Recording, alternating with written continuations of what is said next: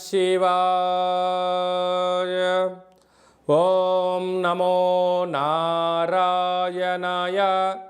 కర్మ నివారణ, నరదృష్టి నివారణ, సంచిత ప్రారబ్ధ ఆగమిక కర్మ నివారణ, తులాభార కాల భైరవాయ నమో నమః.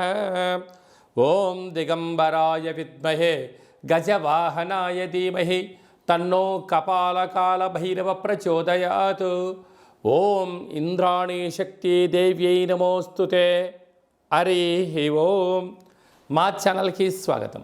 చూస్తున్న వీక్షకులకు, ప్రేక్షకులకు, ప్రియ కాళ భైరవ భగవద్బంధులకి స్వాగతం పలుకుతూ, మమ్మల్ని ఎంతగానో ఆదరిస్తూ ఉండబడినటువంటి ప్రియ సోదర సోదరీమణులకు అందరిపైనను, సనాతన ధర్మ సంరక్షకులకు, జ్యోతిష్య అభిమానులకు అందరికీ కూడా స్వాగతం పలుకుతూ, ఆదివారం అమావాస్య పుష్యమి నక్షత్ర సందర్భంగా అందరికీ నిండు నూరేళ్ల ఆయురారోగ్యాలను ప్రసాదించాలని శ్రీ కాళీ సమేత కాళభైరవ స్వామిని వేడుకుందాం.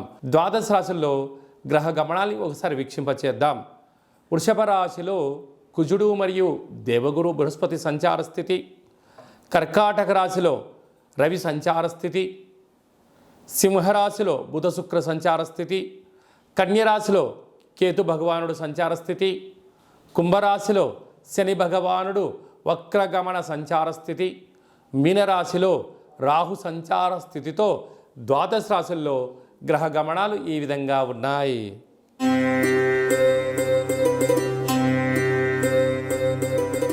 మకర రాశి వారికి ఒకవైపు ఏళ్లనాటి శని చివరార్ధ సంచార స్థితి ఉండడం, కుంభరాశిలో శని భగవానుడు వక్రగమన సంచార స్థితి ఉండడం, వీరికి అష్టమంలో బుధ శుక్ర సంచార స్థితి సంచారం చేయనప్పుడు ఆదివారం అమావాస్య పుష్యమి నక్షత్ర సందర్భంగా ఎలాంటి విధులను పాటించాలి, ఆనంద సిద్ధి, ఆరోగ్య సిద్ధి, అక్షయ సిద్ధి, వారు ఏదైతే అనుకుంటున్నారో అన్నింటా విజయం సాధించగలగాలో ఎలాంటి విధులను పాటించాలో ఈ వీడియోలో తెలుసుకుందాం.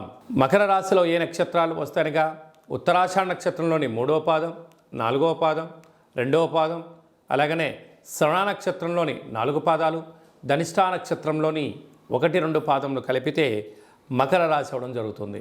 చాలామందికి పుట్టినటువంటి కాల సమయంలో డేటా బర్త్లు లేనటువంటి కారణం వలన పేరు యొక్క మొదటి అక్షరాన్ని అనుసరిస్తూ రాశిని తెలుసుకునే ప్రయత్నం చేద్దాం. బో, జా, జీ, జూ, జే, జో, ఘా, గి అక్షరాల వారందరూ కూడా ఈ యొక్క మకర రాశి జాతకులు అని చెప్పి గమనించాలి.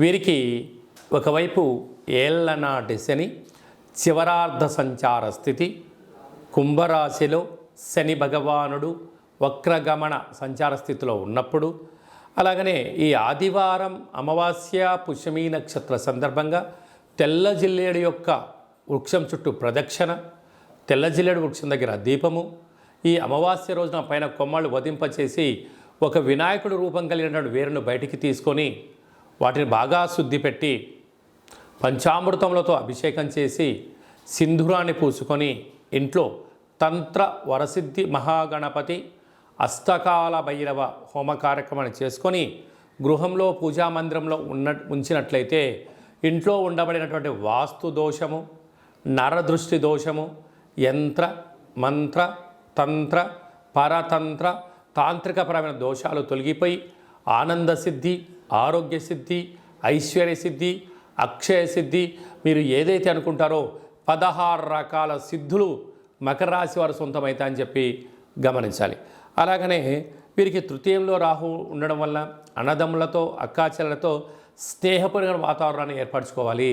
సంతాన స్థానంలో కుజగురు సంచార స్థితి ఉండడం వల్ల నూతనంగా వివాహమైన వారికి సంతాన యోగం, ఐశ్వర్య యోగం, విదేశీయాన యోగం కలుగుతుందని చెప్పి గమనించాలి. సప్తమంలో రవి సంచార స్థితి ఉండడం వలన నూతనంగా వివాహ ప్రయత్నం చేసేవారికి ప్రయత్నం అనుకూలించడం, నూతన వాహనాలు, క్రయ విక్రయాలు యోగదాయకం అని చెప్పి గమనించాలి. అలాగనే డాక్టర్లు, సాఫ్ట్వేర్లు, హార్డ్వేర్లు, యానిమేషన్స్, క్రియేటివిటీ రంగాల్లో ఉండబడిన వారు, ఆహార ఉత్పత్తులు, కిరాణం స్టోరు, రియల్ ఎస్టేటు, జిమ్ సెంటర్లు, వ్యాపారవేత్తలు, చర్మ సౌందర్యమైన వ్యాపారాలు, కేశ సౌందర్య వ్యాపార కార్యక్రమం చేసేవారందరికీ ఇది చాలా మంచి కాలము అని చెప్పి గమనించాలి.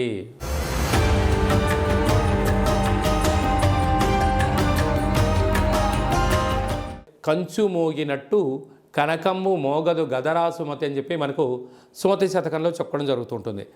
రాసులు 12 ఎలా ఉంటాయో 12ని అచ్చు వేయడం జరుగుతుంటుంది.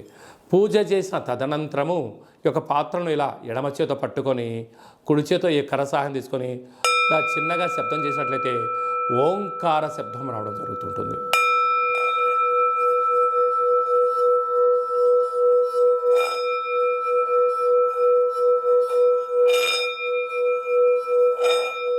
ఈ ఒక ఓంకార శబ్దం ధ్వని వలన మానవుని యొక్క శరీరంలో చక్రాలు వికసింపచేయడం, ఇంట్లో ఉండబడిన దరిద్ర దేవత బయటికి వెళ్ళడం, గ్రామంలో సంచరించేటువంటి మహాలక్ష్మి దేవత గళ్ళు గళ్ళు అంటూ మన ఇంటికి రావడం, మన ఇంట్లో అమ్మవారు కూర్చోవడం వలన సకల ఐశ్వర్యానికి సకల ఆనందానికి అపార కుబేర సంపన్నులు అవుతారని చెప్పి గమనించాలి.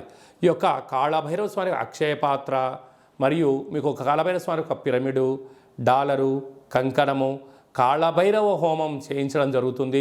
మీకు వాట్సాప్ కాల్ ద్వారా ప్రత్యక్ష ప్రసారాన్ని కూడా చూపించడం జరుగుతుంది.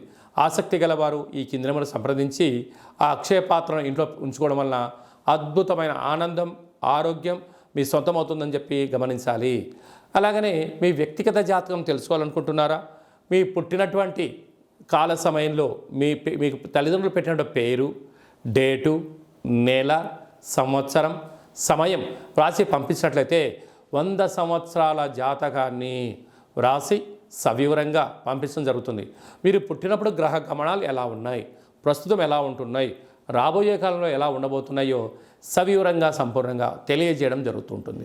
అలాగనే చాలామందికి పుట్టినటువంటి కాల సమయంలో డేటా బర్త్లు లేనటువంటి వారందరికీ మీ పేరు యొక్క మొదటి అక్షరాన్ని అనుసరిస్తూ రాసి తెలియచేస్తూ ప్రస్తుత కాలమాన ప్రకారంగా గ్రహ గమనాలు ఎలా ఉన్నాయి, భవిష్యత్తులో ఎలా ఉండబోతున్నాయో అనేటువంటి విషయాన్ని తెలియచేస్తూ రమణ శాస్త్రం ద్వారా అనగా గవ్వల ద్వారా భూత భవిష్యత్ వర్తమానాన్ని తెలియజేయడం జరుగుతుంది గవ్వల ద్వారా. కనుక డేటా బర్త్లు లేనటువంటి వారికి గవ్వల ద్వారా జ్యోతిష్యాన్ని చెప్పడం జరుగుతుంది. కనుక మన వ్యక్తిగత జాతకాన్ని తెలుసుకుందాం, గ్రహాలలో ఉండబడిన దోషాలను తెలుసుకుందాం, తినేటువంటి ఆహారాల్లో, వేసుకునే వస్త్రాల్లో, చేసే పనుల్లో స్వల్పమైన మార్పులు చేసుకుందాం. అద్భుతమైన ఆనందకరమైన ఆరోగ్యకరమైన కుబేర సంపన్నమైన జీవితానికి స్వాగతం పలుకుతాం. కనుక ఆసక్తి గలవారు ఈ కింద సంప్రదించి అపాయింట్మెంట్ తీసుకొని సంప్రదించగలరు. అలాగనే మీ అబ్బాయి కానీ అమ్మాయికి కానీ ఎంత ప్రయత్నం చేసినా వివాహం అవ్వడం లేదా? ఎందుకు వివాహం అవ్వడం లేదు? జాతకంలో ఎలాంటి దోషాలు ఉన్నాయి, వివాహం ఎప్పుడవుతుంది, ఎలాంటి అబ్బాయితో అమ్మాయితో కలపడం వలన వీరి యొక్క గణగుణాలు బాగుంటాయో తెలుసుకోవడం జరుగుతుంటుంది. కనుక జాతకాన్ని తెలుసుకుందాం, మంచి వివాహ సంబంధం తెచ్చుకుందాం, భావితరాల్లో మంచి ఆనందకరం జీవితం పొందుదాం. కనుక వచ్చేటువంటి జాతకాన్ని వధువరుల యొక్క పాదాలు, గుణాలు, సంతాన యోగము, అలాగే విదేశీయాన యోగము, ఎలాంటి యోగాలు ఉన్నాయో కూడా తెలుసుకుందాం. అలాగే మీ అబ్బాయి కానీ అమ్మాయికి కానీ చిన్నపిల్లలు పుట్టినట్లయితే ఏ మాసంలో పుట్టితే ఎలాంటి పేర్లు పెట్టుకోవాలి, నక్షత్రంలో ఉన్న విశిష్టత ఎంతో కూడా తెలియజేయడం జరుగుతుంటుంది. ఈ యొక్క మాసంలో పుట్టినట్టు రోజు వారందరికీ కూడా, అలాగే వివాహ వార్షికోత్సవం చేసుకుంటున్న వారందరికీ కూడా మన యొక్క దేవాలయంలో ప్రత్యేకంగా కాళభైరవ హోమం చేయించడం జరుగుతుంటుంది. అలాగనే ప్రసాదం కూడా మీకు పంపించడం జరుగుతుంది. మనమందరము కూడా కలియుగ కాలంలో కాళభైరవ స్వామికి స్మరణ చేద్దాం, కష్టాలకు స్వస్తి పలుకుదాం, ఐశ్వర్యానికి స్వాగతం పలుకుతాం.